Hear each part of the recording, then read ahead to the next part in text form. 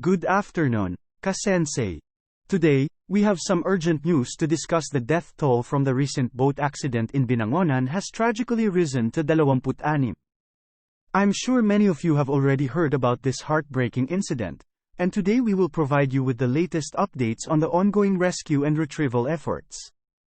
In a recent interview with Rear Admiral Joselio Cornelio, the commander of the Philippine Coast Guard in NCR Central Luzon, we learned that as of yesterday, there were 14 survivors and 26 na casualties. However, this morning, the number of identified casualties has increased to 20, with 6 na still unidentified.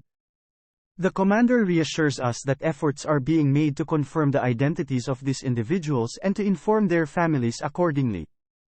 Although the exact number of missing individuals is still unknown due to the absence of a manifest, authorities are hopeful that there are no further missing persons.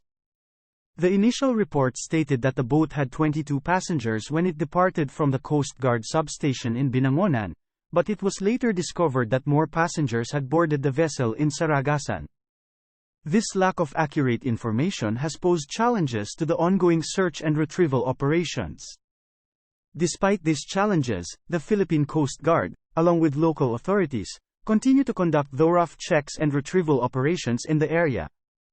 The weather conditions have improved, which has aided in the search efforts. Rear Admiral Cornelio advises the public to remain vigilant and to follow the maximum passenger capacity guidelines set by the Coast Guard. He also urges individuals to wait for another trip if the vessel has been cleared by authorities. Investigations into the incident are currently underway, with focus on the operator and owner of the boat, as well as the lapses that occurred during the clearance process. The Philippine Coast Guard, alongside the Maritime Industry Authority, Marina, is determined to uncover the truth and hold those responsible accountable for their actions. In the midst of this tragic incident, let us also not forget the missing Coast Guard rescuers in Abulog, Cagayan. Rear Admiral Cornelio, while focused on his area of responsibility, assures us that updates on the search efforts in Cagayan will be provided at a later time. Before we conclude, I would like to remind everyone that while Typhoon Ege has passed, caution is still advised for sailing and fishing activities. As of now, there are no existing warnings or heavy weather announcements, and the schedule of trips has returned to normal operation.